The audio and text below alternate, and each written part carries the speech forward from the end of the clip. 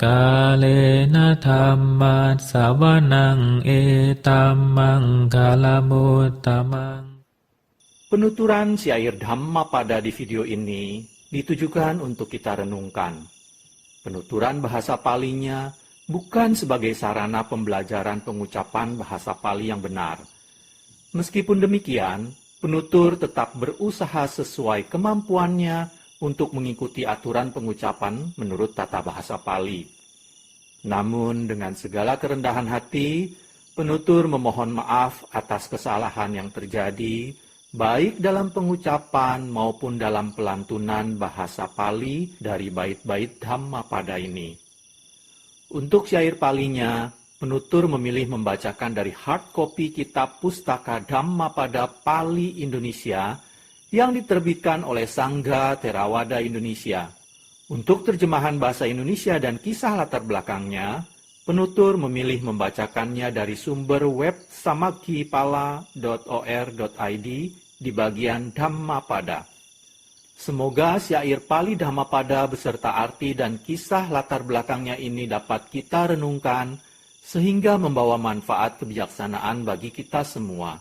Semoga semua makhluk berbahagia.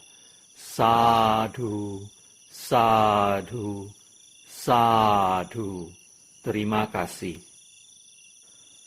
Namo tassa bhagavato arahato samma sambuddhassa. Namo tassa bhagavato arahato samma sambuddhassa. Namo tassa bhagavato arahato samma sambuddhassa. Pembacaan bait-bait Dhammapada beserta arti dan kisah latar belakang dibabarkannya bait tersebut oleh Buddha Gautama. Brahmana Wagga, kelompok bait tentang Brahmana. Bait 421. Yassa pureca pancaca Majje ca natti kincanang akincanang anadanang tamahang brumi brahmanang.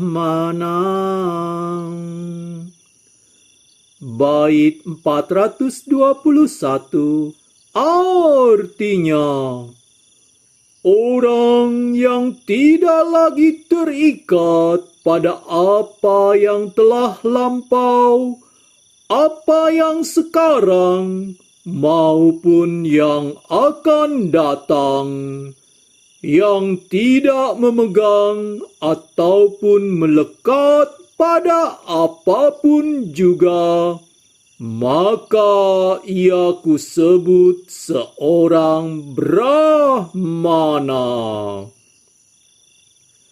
Kisah latar belakang dibabarkannya bait 421 Brahmana Wagga oleh Buddha Gautama. Kisah Dhammadinna Theri. Suatu ketika, ada seorang pengikut awam Sang Buddha bernama Wisaka di Rajagaha. Setelah mendengar khotbah Sang Buddha berulang-ulang, Wisaka mencapai tingkat kesucian anagami dan ia berkata kepada istrinya, "Terimalah semua hartaku. Sejak hari ini, aku tidak akan campur tangan apapun dalam urusan keluarga."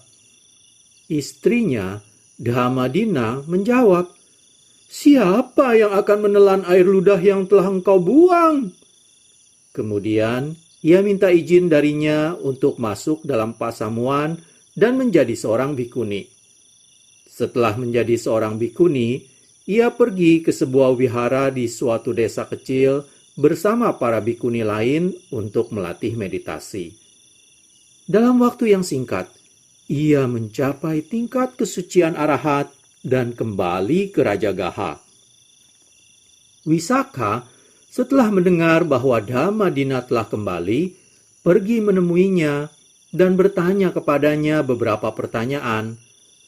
Ketika Wisakha bertanya kepadanya tentang 3 magga yang pertama, ia memberi jawaban kepadanya. Tetapi ketika Wisakha memberikan pertanyaan kepadanya tentang jalan atau magga dan hasil phala arahat, ia berkata, "Oh, pengikut awam, masalah ini di luar batas kemampuan pengertianmu. Jika engkau ingin tahu, engkau boleh pergi dan bertanya kepada Sang Buddha." Ketika Wisakha bertanya kepada Sang Buddha berkata, "Dhammadina telah menjawab pertanyaanmu. Jika engkau bertanya kepadaku, aku akan memberikan jawaban yang sama." Setelah berkata demikian, Sang Buddha menegaskan kenyataan bahwa Dhammadina telah mencapai tingkat kesucian arahat. Kemudian Sang Buddha membabarkan bait 421 berikut. Orang yang tidak lagi terikat apa yang telah lampau, apa yang sekarang maupun yang akan datang, yang tidak memegang ataupun melekat pada apapun juga, maka ia kusebut seorang Brahmana. Kalena dhammat savanang etammang kalamutamang